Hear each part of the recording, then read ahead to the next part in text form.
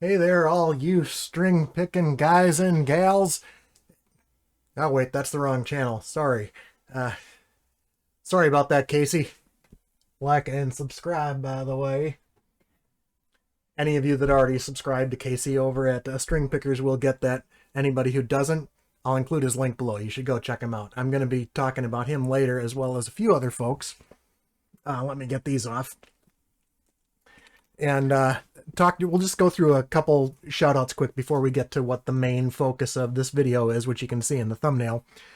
But I did want to shout out a couple people, including Casey. I also wanted to talk about the Ubi. I will link his channel down below.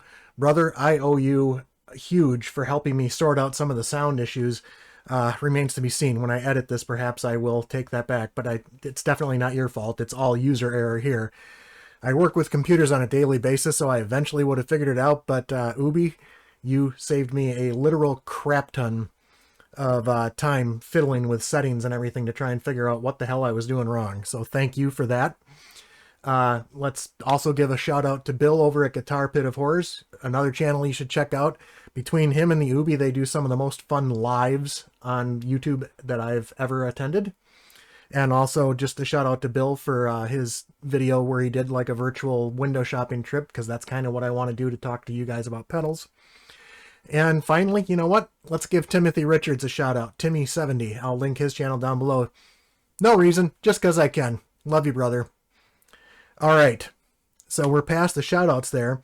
I also wanted to bring up just a quick little bit of channel news and to shout out to all of you that are watching. There should be something popping up over here. I woke up to this morning being notified that my channel had achieved 4,000 views, which is a drop in the bucket compared to most YouTube channels of any substantial size. But I've only been doing this 5 months. I've only been doing it for fun. I fully expected to only get, let's say, maybe 10, 15 people, friends and family, to watch what I was doing here. And instead, I have, as of making this video, hit 106 subscribers. So thank you all for just stopping by, giving advice, asking questions, hitting the like, watching the videos. It's all appreciated and just amazing to me that that has even happened. So from that point on, what I want to get into here was, last time I kind of talked about how I wanted to build my pedal board here, and asked for suggestions. And since then, I've gotten suggestions from a bunch of you, and I did want to kind of reach out. Turn that off just so it doesn't add any extra noise into the mix.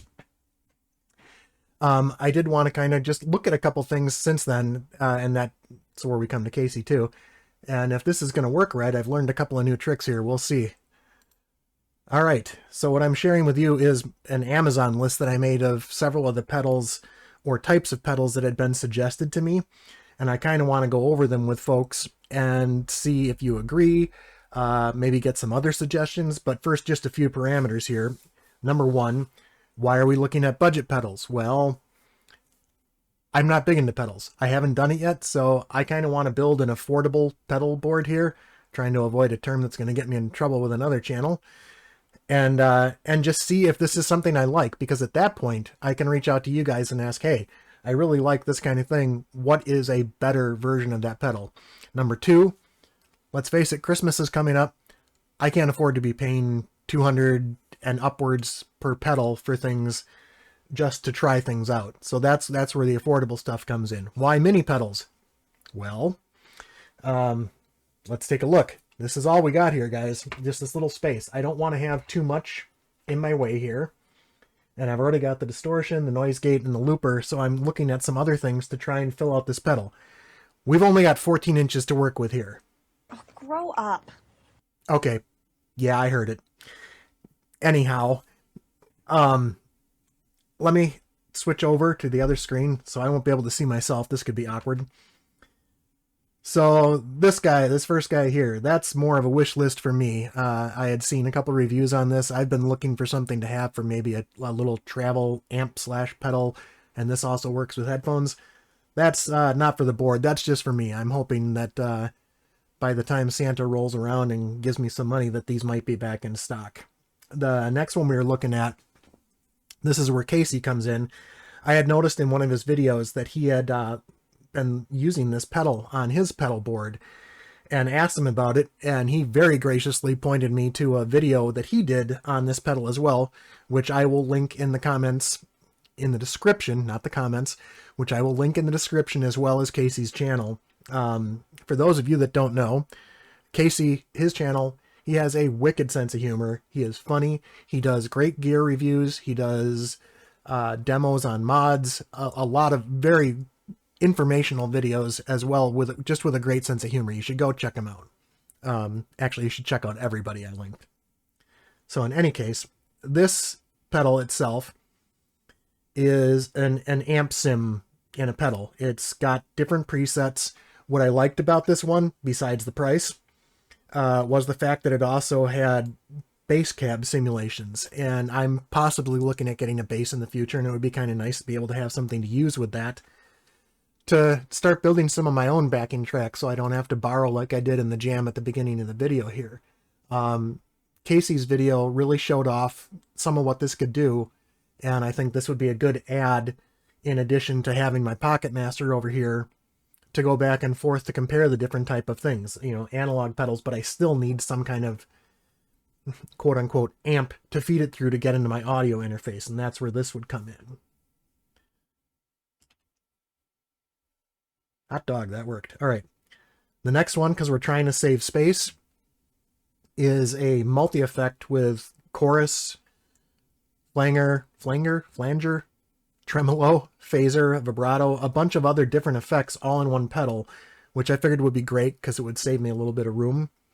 And there's not, I don't necessarily need to use all of these things all at once with the kind of playing that I do, or even for demos.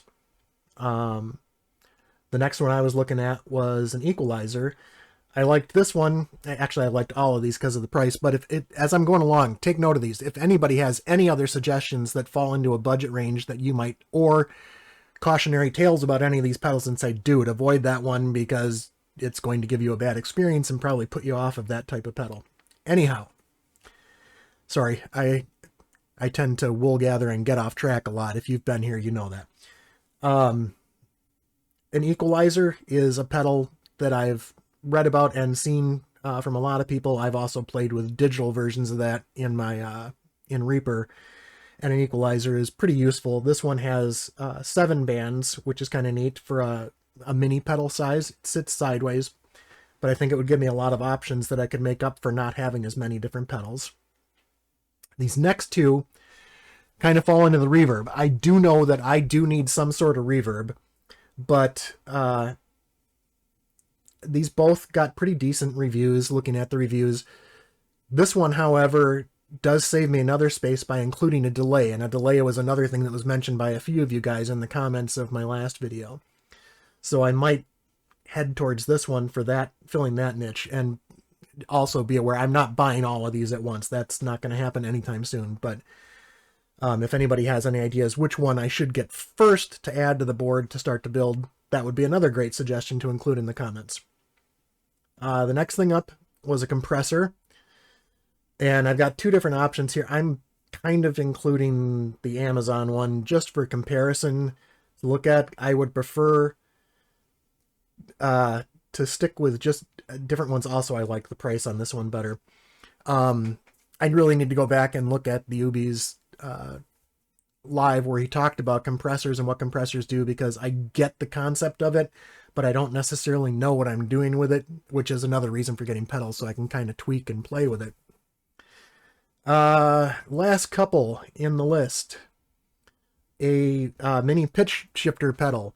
Whether this is going to do as good as the big boys, like say the Digitech drop pedal or something, why don't I go for one of those? Well, again, price for 1, size for 2, and also just inexperience with them. I don't know if this is something that I'm going to use all that much, so spending under $50 on a pedal to try it out seems okay to me. And then just get the opinions of folks that say, yeah, you're going to have a better, I know I'm going to have a better experience with one of the more expensive ones, to be sure. But like I said, just to experiment with, and also just to deal with the smaller pedal board. I've always been wanting a tuner pedal, just because by and large they tend to be more accurate than the headstock ones, although those have improved in recent years. Butter, stop chewing, sorry. And the Polytune was one that was recommended to me by a number of my friends to be accurate but also compact and in a budget. Obviously, if you're wanting the highest accuracy, I think Peterson, the Strobo, or the Strobo Stomp. I'd have to look exactly at that again. And then this last pedal, I don't think is going to live on the pedal board, so that saves me a little room, but I thought that might be something that I want to be able to switch between the Pocket Master and the pedal board if I were doing any kind of demos to get different sounds, or to be able to ABY to be able to use them together if I were to add the Pocket Master in for certain effects that I just don't have on the board. I thought that might be a good option. And then, of course, just different pedal connectors, because I think these will save space versus the cables, maybe look a little nicer. I know that Casey had looked at some of those too. So that's all the pedals that I've been looking at. And I would just be curious to know what you guys think. Let me get back here real quick. I just wanted to feel the community out, feel people out, and see what their thoughts were on pedals. Did I miss anything that is an essential pedal that I should have in here? Is there something that I'm including that you're thinking I don't necessarily need right now, especially with the limited space I have on the board?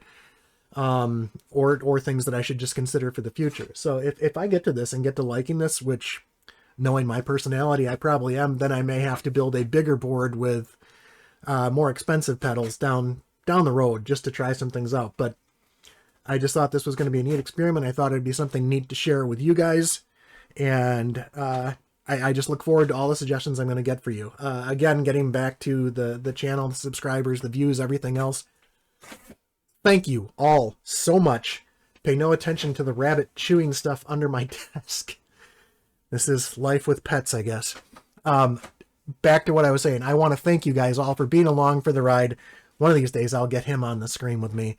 And I will be back this weekend with something else. I don't know what yet even. That's going to be the nature of my channel for a while. I'm still trying to figure out what kind of schedule I can have for what type of content. So stay tuned. And until next time, thank you all.